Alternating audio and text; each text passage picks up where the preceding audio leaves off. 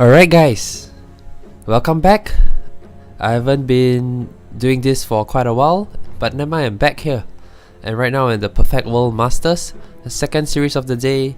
I wasn't able to do the first series, but never mind, we have VG Gaming vs Mineski now. I think this is going to be a pretty exciting series. VG Gaming has been looking really strong as of late. They've been dominating both the China scene as well as the previous international land they went to. I think it was the one that they played the grand finals against Liquid, and Liquid managed to come back after being down 2-0. But nonetheless, they are still looking really strong, and yeah, pretty exciting to see how Mineski has been looking really strong before that too, but they have been falling off since 7.07, and let's see if they are able to kind of come back into their old form. Okay, so moving on to the draft, Mineski have the first pick. They ban away Wyvern, Shadow Demon as well as Bane. Okay, so Shadow Demon is a really strong support right now. The changes to him where you spawn the illusion of your opponent if he dies under Soul Catcher is really strong. It buffs every damage incoming when you try to gank a hero of your opponent. And Bane and Wyvern is just two very strong position 5 heroes. So seems like Mineski they're targeting the position 5. And VG Gaming they ban away Bounty, Vengeful as well as Night Stalker. Okay, so Bounty and Night Stalker is more of a position 4 hero, and Vengeful is a hero that Mineski love playing on Mushi. They kind of use it because the current patch is similar to the old one where it's all about lane dominating. The lane matchup is very important, and leaving your calls to a favorable matchup is very important. So Mineski is able to use this Vengeful in a very good way where they will just dominate their lanes, and you can set up with just one other support, and the offlaner is going to have a very hard time, leaving the other support to roam around and do his own stuff. So yeah, VG Gaming just taking away the Vengeful, taking out the comfort hero pick for Mushi, and with the first pick they go for this Jeps of Spirit. Okay, with so many supports banned, they are left with not many, and yeah, Earth Spirit is a very strong pick right here. VG Gaming go for Slaughter Dazzle. Okay, so Slaughter is most likely going to be a position 4 here. I think we've seen some teams playing it on position 1. I think it was Mineski themselves. They played Mushi on a position 1 Slaughter before. But I think for this case it's going to be more of a position 4. At the most on an off lane. I think there was an off lane Slaughter in the last game for Complexity where Mu played it and they lost on it. So Slaughter, what's so good about it? The changes in 7.07 is the sprint. When he's level 4 sprint, he runs at 700 move speed on the river, or 600 move speed on the river. And that allows for a very quick rotation with this hero, but he's gonna need level 7 minimally if you're gonna max sprint. So it's not really very impactful in the early game, but definitely in the mid game, rotations and transitions is very important. And when you pair it up with a Dazzle, the minus armor strat is really very powerful right here. So they're probably gonna have two like physical damage, or at least one very heavy physical damage like a PA or a Juggernaut, where the physical damage is going to be crazy amount just because of this huge minus armor. Like even something like a Life Stealer is also very strong. Slaughter Life Stealer is known to be one of the strongest combo. And with the minus armor from Stardust Corrosive Haze as well as Dazzle's ultimate, the VG Gaming's physical damage output is going to be pretty insane. Which is why Mineski they decided to ban away the TA as well as the DP. TA is one of the kind of heroes that does a lot of physical damage, and DP, his Exorcism, also does physical damage, and Death Prophet is a very strong mid hero for the Chinese teams. They really like to play it, they're very comfortable with it. And so yeah, two very respectable ban here from Mineski. VG Gaming they ban away X as well as Brewmaster, targeting towards Ice. X,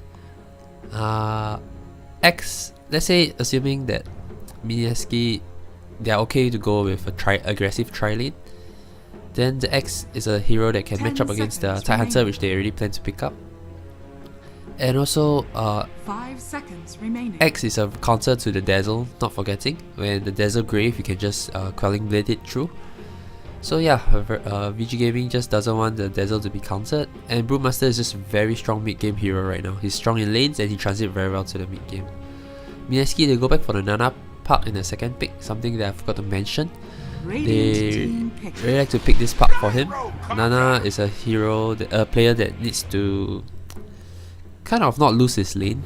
Like every time he loses his lane, he'll just fall behind and it's very hard for him to come back. But Park is a hero that your laning is fine, it's not easy to get ganked. I think he mentioned in an interview that the focus has always been on him, especially in 7.07. Like teams are focusing him a lot. So if you give him such an elusive hero on the Park, it makes life much easier for him. And as mentioned, VG Gaming, they go for the Tide Hunter, so having an off-lane kind of team fighting lineup right now, and then on top of a Gyrocopter. Gyrocopter's flat cannon physical damage on top of the minus armor from Desert and Slada. It's pretty strong, pretty strong. Mineski on the other hand, they went for the Undying as well as the Monkey King. This is going to be a position 5 Undying for Ninja Boogie, and I believe every time they pick Monkey King, Ice is the one playing it. And they'll pick a semi-off-lane hero or kind of a more early game team fighting kind of carry for Mushi, and then they just let Ice Monkey King have more fun priority. So let's see if they're gonna do it this time around. And VG Gaming, I think they also expected that, so they banned away Razor, which firstly is very strong laner against Tide Hunter. Secondly, it's the kind of playstyle that I mentioned that they like to go on Mushi when Ice is on Monkey King. Okay, so all in all, both drafts now, I think I like VG Gaming slightly. They have very strong team fight, Gyrocopter, Tide Hunter, Ravage, Call Down, and their minus armor and everything is very strong. They still have the defensive capabilities from Dazzle. And the only strong team that Mineski have now is the Park Ultimate into Monkey King, his ultimate as well. The combination of these two is really strong, especially with the new Park Ultimate where the break damage is much higher and you have no more initial damage. That means teams are less likely to want to break this coil, and if they are stuck in the coil and they are on Monkey King's ultimate, the damage is actually pretty insane. And Mineski, they decided to ban away the Sniper, a very good closing to VG's Gaming's lineup, and a very strong laner and late game counter to the Medusa. Okay, not really a counter but a late game matchup answer kind of. Sniper in the late game is definitely able to match up to a Medusa's late game capabilities.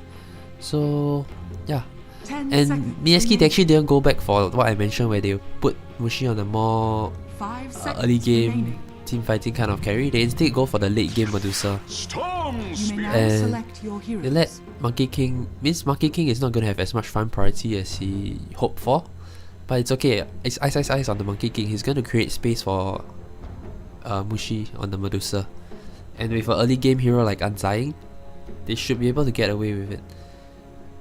And because you see, VG's Gaming lineup is so team fight orientated, and if you are going to have a team fighting carry in the early game, you are fighting into Ravage, you're fighting into Call Down, it might not be the best thing to do. So instead they change it up, they go for a late game carry, forcing VG Gaming to have the pressure to go on to them.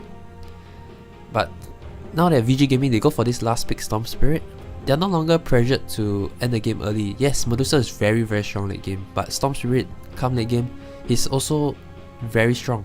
Like if he's 5-6 slotted, he can just jump to the back, kill the Earth Spirit, kill the Undying, and the lockdown on Mineski is quite little. They only have the silence from Earth Spirit, silence from Park, Boundless Strike from Monkey King, and that's about it. Medusa and Undying, they don't do anything to a Storm Spirit. And yeah, so it's a very strong last pick here by VG Gaming, and it's definitely allowing them to transit to the late game. Another thing to take note about Storm Spirit is very good at scouting for Monkey King hiding in the trees as well. Your Remnant gives you vision, and you can always just zip if you roughly know where he is.